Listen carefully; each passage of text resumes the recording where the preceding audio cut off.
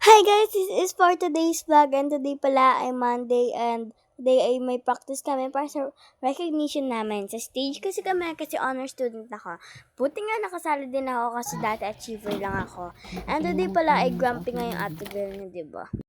And 9 nga dapat andun na, bago mag 9 dapat andun na sa school. And ayun for the taray pa nga siya. Diba? And sobrang sakit talaga ng tummy ko dyan, kaya tinatryan ko si mama. Parang na high blood na ako, diba? O, diba? For this na pera talaga siya. For the eyebrows nga niya ay nasa baba na, hindi na nasa taas. O, diba? Yung hairstyle kasi ni mama yung nasa nasa buhok. Siyempre, buhok ko na hairstyle nga ni.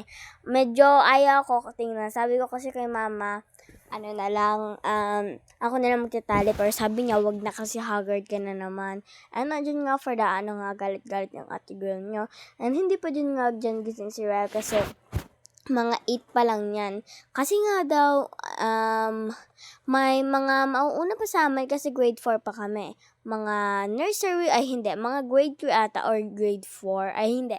Basta, kaya 9 kami pinapapunta. And 11:30 kami uuwi. Pero mamaya maaga din naman ako uuwi. Di ba? And nandiyan na nga for the angry pa din nga siya, di ba? Di ba? And sabi nga ni mama, tanggalin ko na lang. And sabi ko, tinanggal ko na nga, di ba? For the angry. And happy na nga siya kasi tinanggal. And for the taray pa nga, ikikiss na nga yung mama niya kasi happy na siya. Di ba? Yung nasa isip ko nga niya, sabi ko, finally, ang ganda na ulit ng buhok ko. And nandiyan nga, inayos-ayos ko muna nga. And sabi ni mama, kiss ulit daw. Kasi, hindi kasi maganda eh.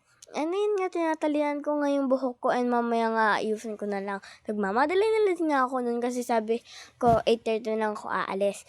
And andyan nga, for the civilian nga tayo kasi ayun sabi ni mama susutin namin.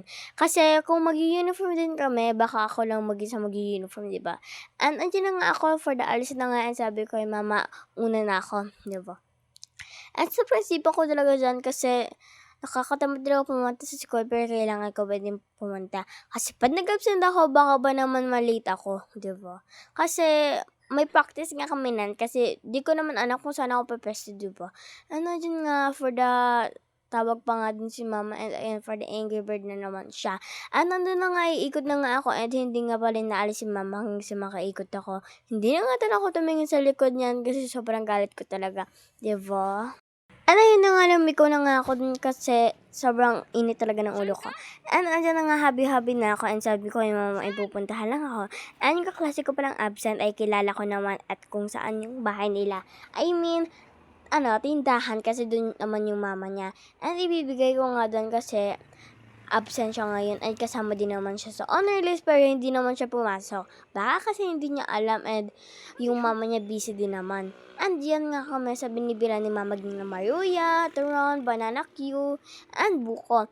And ayan nga, sinundihan na nga ako ni Mama Ging and sabi ko sa parent nung kaklase ko na, hello po, saan po dyan si arte ko na Liam Bradley?